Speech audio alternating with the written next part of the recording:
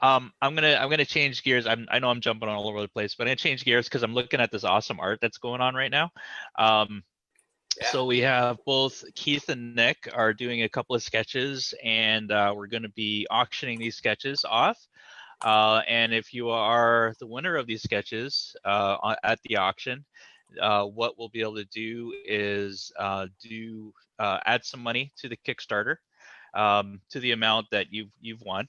And not only will you be able to get the sketch, but you'll also be able to get potentially the graphic novel, the RPG, and we're going to go through some of the other items that you could also get in, which are very cool. And I almost did one.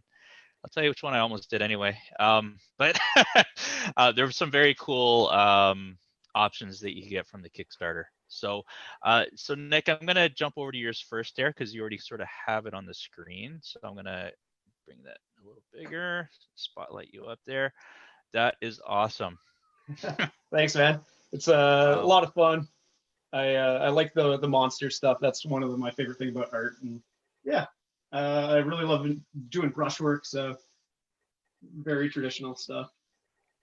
Very cool. And is this a creation of yours, or is it something from the book? Or? Oh, yeah. So I don't know. I always because me and Ben have been working on the portfolio books and or like the module stuff. Yeah. And I'm always like, give me something to work with, like not something to work with, but I always want scenarios kind of thing. So okay. I don't know. And today I was like looking through the Kickstarter and stuff, and I really love the design of like the kind of monster, and it just looked fun to draw. Like, and yeah, it's cool to also be involved in a project where I don't have to design much. I just get to focus on just creating compelling stuff, and like all the legwork's been done for me by someone whose design sense is just absolutely gorgeous. So it's a lot of fun. Very cool. Yeah, I love it. So you're gonna be, I guess you're gonna be inking. Are you gonna color it or just ink it? I'll probably throw some zips on it just to make it kind of feel like the stuff that there is going to be in the module. Oh, nice. Okay. Yeah. So there'll be some zipatone on it for sure. Probably on this guy, make them, and then I'll do the X-Acto technique where you take off some of the dots to make it look like highlights. I've been working with that technique for a bit now, and I think I can really make this thing sing. So, okay, you're going to have to talk about that a bit more because okay. This is another language to me, man. Yeah, sorry. So zipatone? Yeah, for sure. I actually have it all right beside me so I can whip it out. All right. We got this right here. Tell me of this zipatone. Yeah, for sure. Cool. Yeah. So what you do is you have something like this. Okay. And you'd have a bigger sheet than this, but you'd line it up over, and you just kind of cut it out, and then you can do some finer noodling with it from there. And then you just press it on using, here we are, one of these guys. Okay. And it's this technique that the Japanese kind of use and develop for just making stuff easily replicatable by photocopying or black and white reproduction. Oh, okay. Yeah, so it's a very like kind of old technique. It's definitely on the way out. People still replicate it digitally, but I just like doing it traditionally. I think the person who kind of showed, like I saw it use it first modernly was Ed Pister. He used it quite a bit. So I was a big fan of his work and stuff, and watching him work, I started using it myself.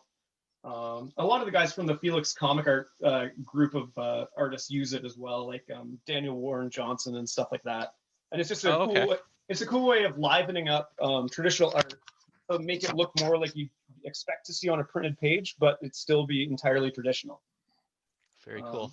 Yeah. And is your preferred? So do you do most of your stuff traditional style, or do you do like brush and ink, or? Yeah, so brush and ink for the most part. I use every tool in the, like I have an airbrush that I use in my work. I have I spray paint. Like I use it all. If it's traditional, I'll do it. And then I usually just tend to digitally color.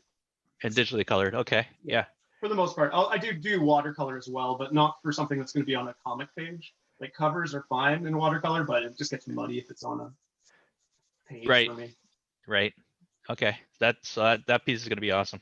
Yeah, man. All right. Fun. Wicked. Okay, so I'm gonna. Keith, are you good to show yours? Yeah. I'm pretty much done here. Pretty much done. Pretty much machine, done. Keith. So just bring it up a little close. Oh, more lizards. Similar. Yeah, I love those. Yeah, I love those lizards. And the main character is kind of. You were able to get two monsters and a character in there. That's amazing. Yeah. So, yeah, I just wanted to do something that I thought would be fun for me to draw, and something that definitely related to the graphic novel. And then, hopefully somebody will want to pick it up and help out with the Kickstarter. So, Very cool. Yeah. All right, so I'm gonna go back. All right, cool. Sorry, I just wanted to show that because those are some really great pieces of art.